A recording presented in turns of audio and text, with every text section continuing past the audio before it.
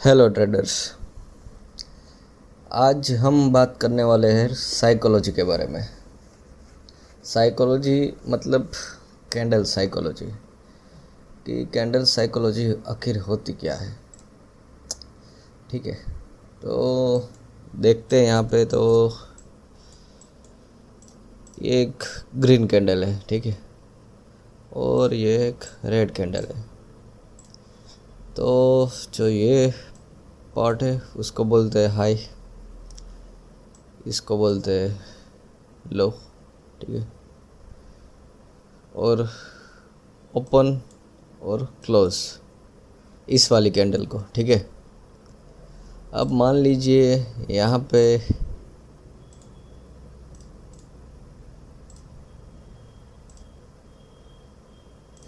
इस तरह से 2 वीक हो गई, ठीक है।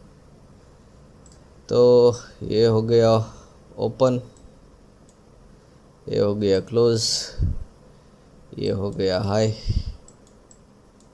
और ये हो गया लो, ठीक है। इस तरह से कैंडल वर्क करती है। पर असल में किस तरह से होता है कि मान लीजिए ये जो एरिया बना है ये किस वजह से बना है।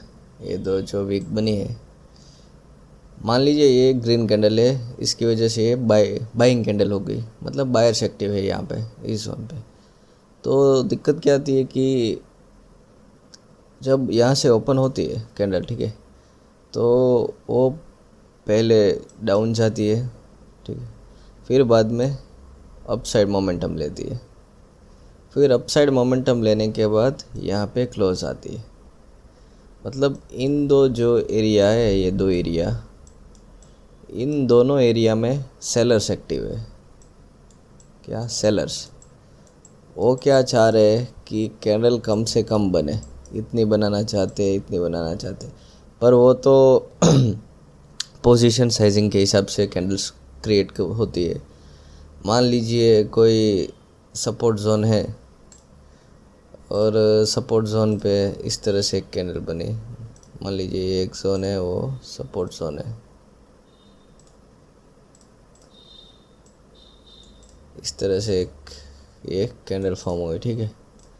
पहले एक ग्रीन कैंडल हुई, ऊपर से रिजेक्शन आया, नीचे से भी रिजेक्शन आया, मतलब वीक बनाया, और बाद में यहाँ पे क्लोज दिया, ठीक है।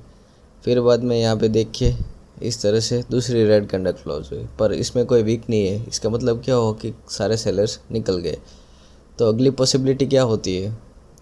मोस्ट प्रोबेबली अगली पॉसिबिलिटी इस जोन को ब्रेक डाउन करने की होती है। जो ये जोन है वो ब्रेक डाउन पर निकल जाता है।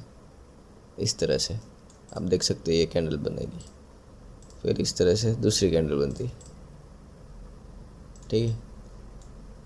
एक आपको एग्जांपल तरीके से मैं दिखा रहा हूँ।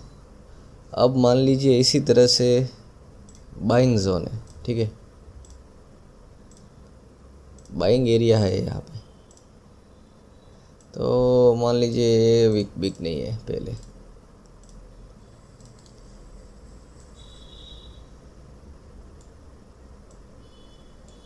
मान लीजिए इस तरह से यहाँ पे एक ग्रीन कैंडल बनी, ठीक है। फिर यहाँ पे एक ऐसी रेड कैंडल बनी, पर ये कैसी बनी? वीक वाली, दोनों साइड। ये सपोर्ट एरिया है, ये जो जोन है वो सपोर्ट जोन है, ठीक है। फिर क्या हुआ? ये रेड कैंडल बनी, फिर बाद में यहाँ पे ऐसी ग्रीन कैंडल एक क्रिएट हुई, फिर इस तरह से दूसरी एक कैंडल क्रिएट हुई और तीसरी भी क्रिएट हुई। तो इसका मतलब क्या हुआ? ये सभी भी वीक वाली कैंडल ही थी, ठीक है, ठीक है। तो यहाँ पे क्या हुआ? इस जोन का ब्रेकआउट हो गया,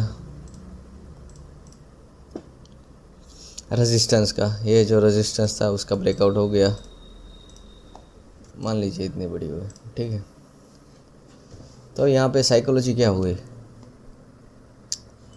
ये जो बाइंग जोन था, सपोर्ट एरिया था, यहाँ पे बायर्स आने वाले, बायर्स होते हैं मोस्ट प्रोबेबली। सपोर्ट एरिया पे बायर्स एक्टिव होते हैं, रेजिस्टेंस पे सेलर्स एक्टिव होते हैं, ये साइकोलॉजी है और इस तरह से काम करता है मार्केट। तो यहाँ पे हम देखेंगे कि इस जोन पे जो बायर्स एक्टिव था, फिर भी यहाँ पे सेलर्स ने ट्राई की कि जोन को ब्रेकआउट दे के हम यहाँ पे इस तरह से नीचे मार्केट ले जाए, पर फिर भी क्या हुआ, बायर्स ज़्यादा क्वांटिटी में हो गए।